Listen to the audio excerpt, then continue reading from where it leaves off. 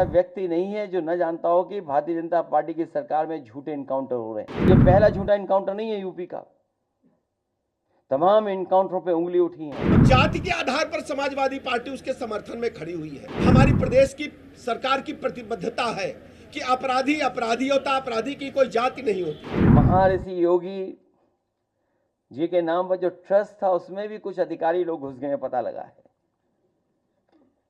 केवल इसलिए कि उन्हें पता है कि उसकी कीमत कल क्या होगी।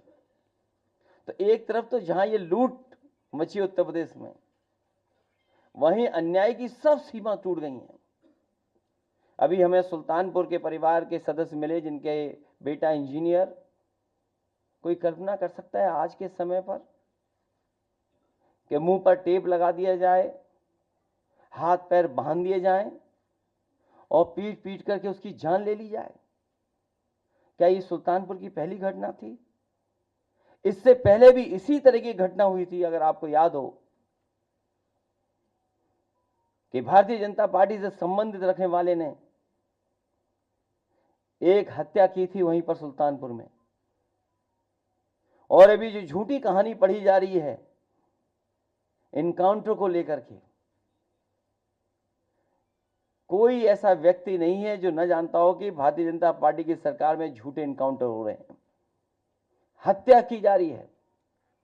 जो मंगेश यादव की हत्या हुई है, गांव से लेकर के आसपास के लोग जानते हैं कि पुलिस रात में आई थी, उठा ले गई, पुलिस उठा करके ले गई एसटीएफ।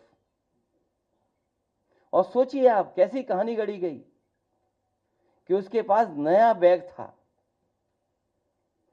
अमेरिकन टूरिस्ट बैग बताया गया, और जब बैग खोला गया तो उसमें भी कपड़े नए मिले शोरूम से खरीदे हुए। और जो मोटरसाइकिल मिली, सुनने में आ रहा है कि जो मोटरसाइकिल जिसकी चोरी हुई थी कई दिनों बाद एफआईआर लिखी गई,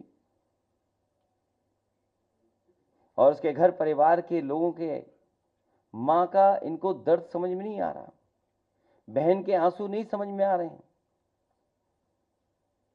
और सोचिए कैसा दिमाग इनका,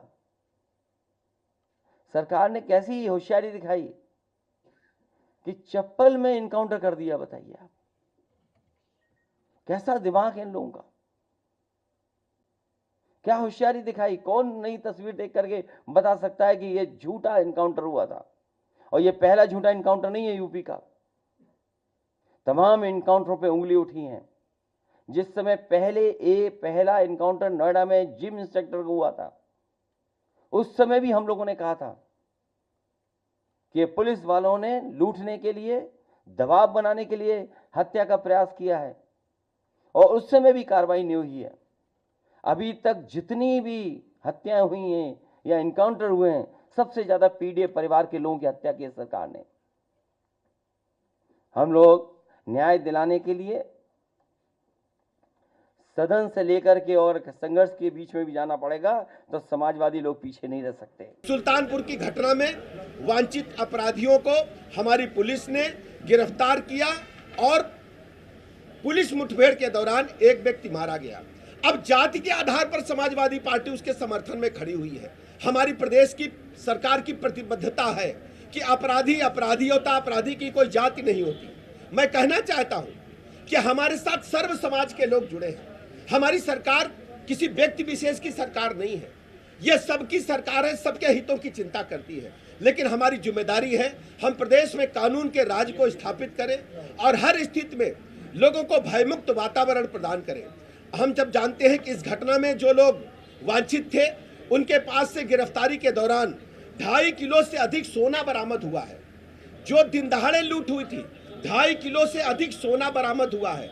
और सबसे बड़ी बात यह है, समाजवादी पार्टी प्रेस कॉन्फ्रेंस करके जनता को गुमराह करने का असफल प्रयास करती है, जबकि प्रदेश की जनता जानती है कि समाजवादी पार्टी अपराधियों को जब जब इनकी सरकारें रही हैं, जब जब इन्हें ताकत मिली है, ये पुष्पित पल्लवित करती रही हैं। जहां तक आप सब जानते हैं, समाजवादी पार्टी ने जिस ढंग से अपनी विगत सरकारों के दौरान, आप देखते होंगे, हमें अच्छी तरह याद है, इसी राजधानी लखनऊ में हजरतगंज के क्षेत्राधिकारी को लोहिया वाहिनी के गुंडों ने बोनट पर टांग करके लखनऊ की सड़कों पर घुमाया था और बेचारे वो पुलिस उपाधीक्षक बोनट पर लटके लटके पूरे लखनऊ में सड़कों पर नंगा नाच लोहिया वाहिनी के गुंडों ने किया था। फिर लोहिया वाहिनी के गुंडों की हिम्मत देखिए, उस समय जब समाजवादी पार्टी की सरकार थी, उस जीप को ले जाकर के एसएसपी लखनऊ के बंगले में घुसा दिए थे और एसएसपी लखनऊ के माध्यम से उन गुंडों को, जिन लोगों ने क्षेत्राधिकारी हजरतगंज को बोनट पर जीप पर टांगा था, उनको बचाने का काम हुआ था। आज तक उस घटना में कितने लोगों की सजा हुई है, समाजवादी पार्टी बताए।